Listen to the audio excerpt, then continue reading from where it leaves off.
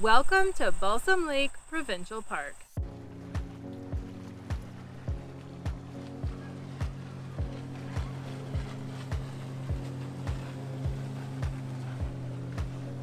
We are staying at Balsam Provincial Park for 3 nights from a Friday to a Monday. This is a fairly large park with 9 campgrounds plus group camping, so it's going to be a big adventure to explore this park. We're going to give you a tour and let you know what we think. Balsam Lake Provincial Park is located in south central Ontario on Balsam Lake along the Trent Severn Waterway. It's approximately 2 hours northeast of Toronto. Our registration was very straightforward. We parked in the large parking area and walked inside the office to get our park passes, and I also had to pick up my Balsam Lake Park sticker. We later found out that the park store was closed for the season, so at the office they had a small selection of merchandise available for purchase, and you could also buy your firewood and ice. We've already checked in, and then we had to backtrack to come get our water at the water filling station, and it actually took us over half an hour waiting in line. There were numerous trailers in front of us, and it's not the nicest area because it has been rainy here, so it's basically like a giant mud puddle.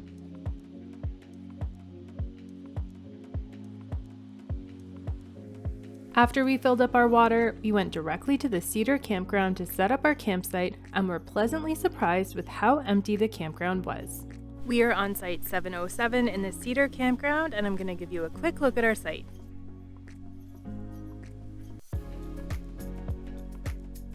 It's a nice private site, and it's also pretty large. We tried to tuck our trailer back into the corner so that we had more usable space out front, and then we also set up our rain canopy because it is calling for rain this weekend.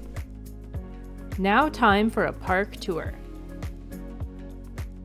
We are at the comfort stations here near the Poplar Campground, and they are actually pretty nice. They have 4 showers plus 1 accessible shower. They have laundry facilities here, and the bathrooms for men and women were both clean.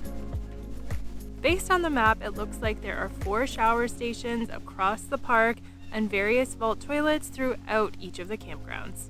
Right by the Poplar Campground comfort stations, there is a path to the amphitheater, and we're headed there now. The amphitheater has quite a few bench seats here, and it actually looks like they use it, although we didn't see that there was any programming going on while we were here. I'm sure during the summer months there's a lot that you can attend. From the amphitheater, you can actually walk to the Lookout Trail, the Eco Camp sites, and the Hawthorne Valley Campground. After checking out the amphitheater, we went to see the 6 eco sites just a short walk up the path. We made it to the eco sites, and these are actually pretty cool because you can't drive in. You have to carry all of your gear with you along the trail, and it has a much more naturey atmosphere, so you won't get the hustle and bustle of the regular campgrounds. Oh, and these are obviously non-electric. A great thing about Balsam Lake is that they actually have numerous hiking trails that you can choose from. There are 4 listed on the map, plus the Legacy Trail that's located by the waterfront. There's Laurie's Link, there's the Lookout Loop, there's the Pond Loop, and the Woodland Loop. On the map, it's a little bit confusing. It says there are only 4 hiking trails, and I think it's because the Woodland Loop consists of 2 trails in one. We made it to the directional signage, and we're a little bit confused because there's no plantation trail here. So don't follow that sign. If you're hiking, just ignore that sign. It seems like the trails were renamed, but they didn't replace all of the directional signage. It was a nice leisurely trail, but the pond wasn't as picturesque as I was expecting. Still, we enjoyed the walk through nature.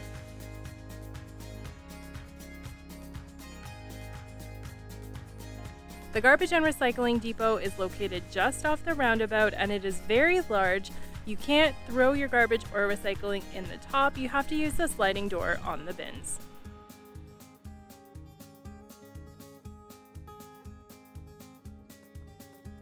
The Elm Oak Ash and Fir campgrounds are located this way, and you can get sites 100 to 456, and you can also access the Hawthorne campground, which has sites 500 to 561. This is also how you get to the park store. Well, we made it down to the park store, but unfortunately, it is closed for the season, so I can't show you what's inside. If you do need ice or firewood, you will have to get that at the registration office when you check in or throughout your stay.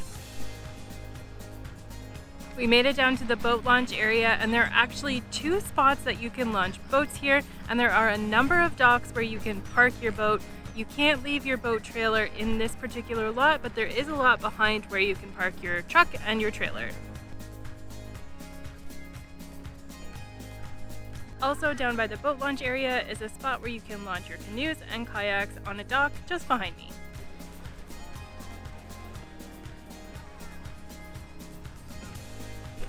We are down at the beach area, and there are 2 beaches here, one where dogs are permitted, which we're on right now, and the other side where dogs are not permitted. This is a beautiful waterfront area, and they have a number of little bays that you can set up around. There's plenty of picnic tables, lots of shade, and the water isn't too rough. It's also a great area if you want to bring your canoes and kayaks down here, because there's a nice gradual launch that you can use here rather than trying to launch them at the boat launch by the docks. And here there is plenty of parking. There's actually 10 parking lots here. One of them is specific for trailers, and it's also where you can find the extra water filling station for your trailer. And there's also a playground down here, so definitely a beautiful area of this park. Down at the beach area, you can also find the picnic shelters that can be reserved for larger gatherings. We're on our way to do a campground tour now, and one thing I really like about this campground is that they actually have paths that link all of the campgrounds together, so you don't have to go out on the main roads and you can take the paths between the campgrounds. We're in the Maple Campground right now.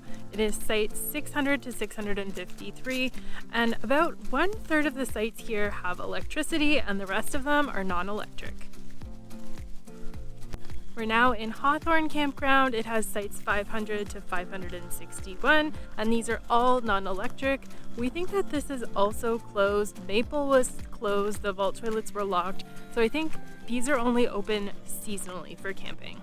We're currently in the Ash Campground, sites number 300 to 350, and these are very open sites and they accommodate much larger trailers. There's quite a few pull-through spots as well, so if you have a bigger trailer, this might be the campground for you.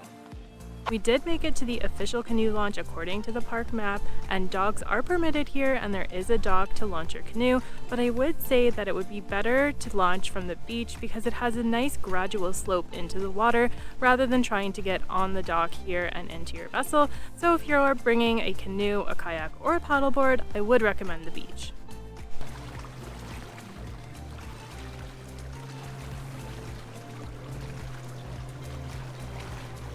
We are now in the Oak Campground, which has sites 200 to 275 and 200 to 207 are waterfront, and some of them look very nice.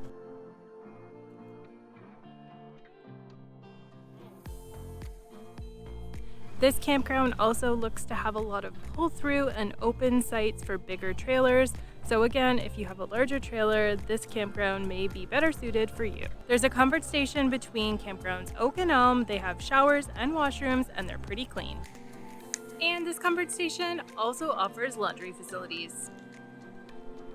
I'm just heading into the Elm Campground. It has sites 100 to 128, and they are non-electric. Many of the sites here in Elm look to be quite open, but there are some along the perimeter that seem to be larger and more private.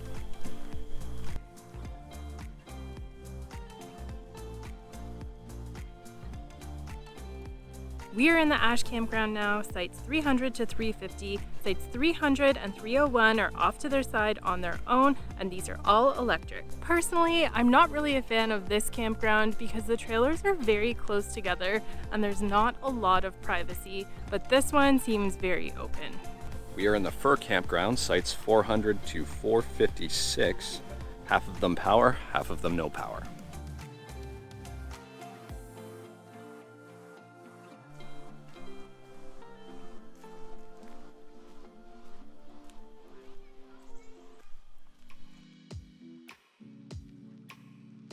And if you're looking to do group camping, Balsam Lake offers 3 group campsites that are located toward the beach area of the park.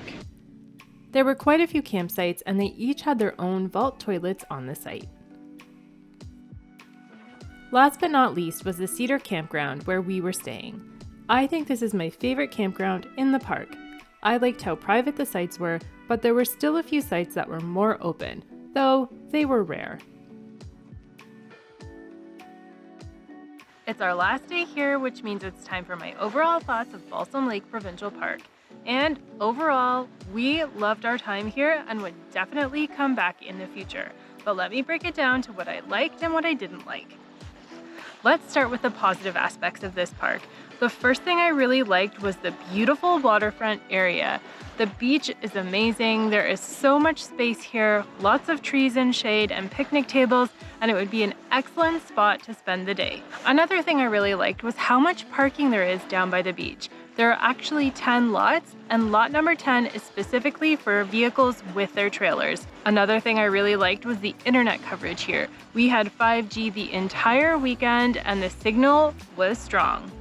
Another great aspect of this park were the trails that linked the campgrounds. This made it super easy to walk between the campgrounds and get to where you wanted to go. I also really liked that there was plenty of activities to do here. There were numerous trails, there's this lovely waterfront area, and if you had a boat, they had 2 boat launches that you could launch your boat at, and many spots where you could launch your canoes, kayaks, or paddleboards. Now let's talk about what I didn't like about this park. The first thing I didn't really like about this park was the dumping and water filling station. This is a huge park and there's only one spot to dump your trailer, and it just so happens to be the most popular spot to fill it up with water too. So that's something I didn't really like logistically about this park. And the last thing I didn't really like about this park is that some of the campgrounds felt like you were camping in an open field and offered very little privacy. But on the other hand, if you have a larger RV and prefer to have a pull-through spot, they may appeal to you. And like I said, we really enjoyed our time here and will definitely be returning in the future. Unfortunately, there was a big storm coming with lots of rain, so we decided to quickly pack up and head out a day early.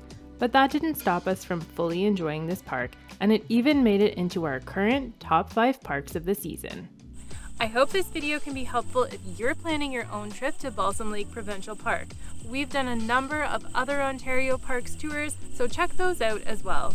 And as always, if you like this video, don't forget to leave a like and subscribe to my channel for more camping and travel videos coming soon.